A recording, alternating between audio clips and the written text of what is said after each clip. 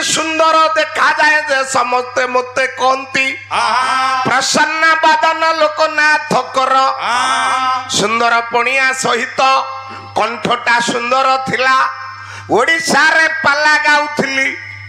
52 वर्ष बयस रे दुर्दशा कर्कट रोग मारी आसिला ओडिशा सरकार सहायता देले किछि टंका नहीं भेलर मेडिकल रे पड़ीची ए कोली उठिवा को बड़ा उपाउ नहीं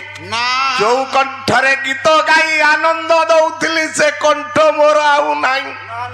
जो रूप अन्य मान को विमोहित करुतिला से रूप आउ नहीं लो ए कोइली चली जा ओडिशार से गोपीनाथ ठाकुर हरिपुर आराध्य देवता तांको पाखरे मो दुख टिके कहिउ।